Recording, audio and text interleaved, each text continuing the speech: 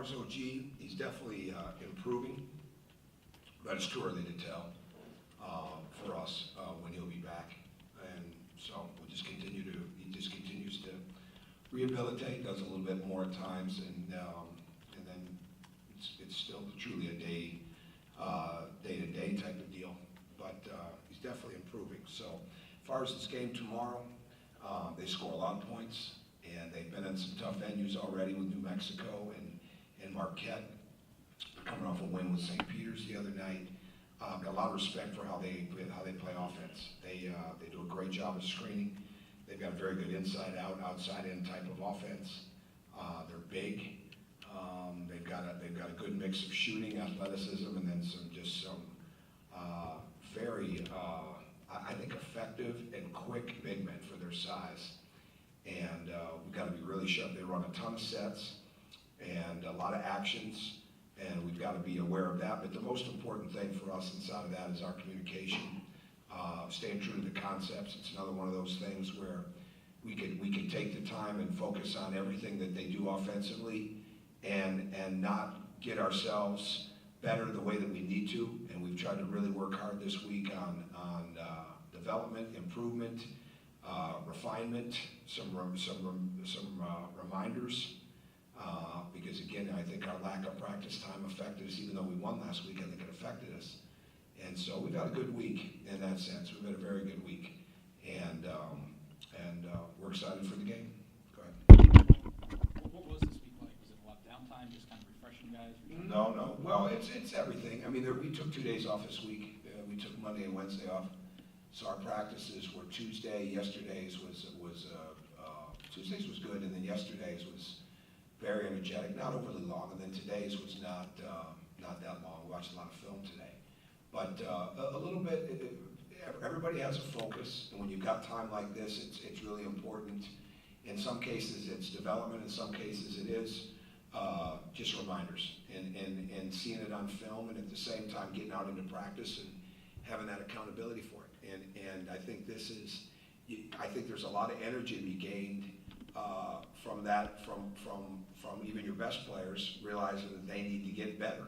And we try to focus on that every day, but when you've got 4 games in 8 days, it's very hard to get better at that. And so you're really getting ready for games and trying to make sure that they're recovering and rested. But good mix this week, a lot of scrimmaging yesterday, and I think our pace has been really good. Because you've had a couple of opponents this year like this that you're playing for the first time. How did this one come about? I'm not exactly sure. Jay Grossman does the majority of the scheduling on that, and I'm not even exactly sure. But watching them on film has been impressive, and they score a lot of points. And again, they've been on the road, so this is not their first road game, but. Just a matter of probably the date worked, and it worked for them, and here we are. Zach? I guess just talking about OG, does his schedule change at all in terms of what he's able to do, or kind of his rehabilitation when there is a big gap between games, or is he kind of doing his own thing regardless of? He's a part. It's nothing changes. He's a part of what we do and what he can do. We keep him on a schedule, but it's not like he's in another room while we're practicing. And we have a daily plan for him, and he's a part of the team, whether he's in it or not. Whether he's involved in the actions or not. I think you said on the radio show last week or this week that Juwan took some steps last week as far as just leadership and maybe being a little bit more vocal. I guess in what ways did you kind of see that manifest? I think he's how can I say? He speaks up probably more. I'd say that would be one.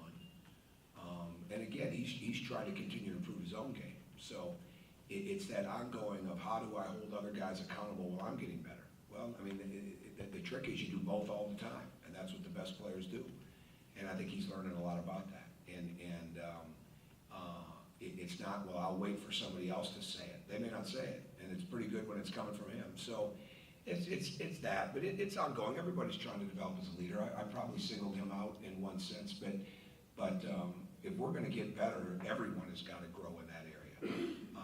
But I think one of the places that he showed tremendous leadership last week is how effective he was players all know how much he leaves out there. I mean, he plays at such a high level, such a hard level, such a competitive level, and they keep coming back doing it time and time again. He's become very, they're not only dependent on his abilities and his personality, they become dependent on his execution, and they feel comfortable with him out there in the sense that he's going to make plays, he's going to get big rebounds, he's a part of big stops, he moves the ball well. So that just brings a comfort level to guys, which I think makes it even easier for you to say what needs to be said, when it needs to be said. Coach, how much more comfortable have you seen McRoberts get just now that he's playing big time? I think he's getting more used to it all the time. I don't think there's any question about that. And I think I don't know if I go with comfortable as much as confident. Right? He's gaining confidence all the time, and he's earning it. Alex? What's the focus for Thomas right now? I think you said the other day that he was a little too straight-legged. Well, I think it's that. I think he needed rest. I think he needed. We've had a good week of making sure that we're getting our training done with the athleticism, with our lifting, with rest. You know, try to balance the week in a good way. But it's really a focal point for him just to play lower, more athletic, move better without the ball. You know, keep refining what he's doing in the lane. But we just keep mixing him constantly in the different areas that challenge him. You know, today there was a lot of thinking going on, where yesterday there was a lot of just playing, and there was some refinement, especially in the defensive drills and things like that. Then it was just like, we got to get after it and play, and I thought he's done a good job of both.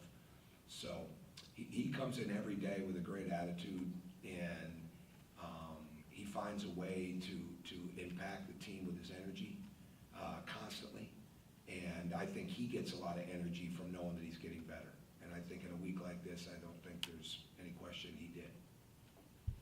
McSwain and Deron Davis as freshmen, how are they progressing?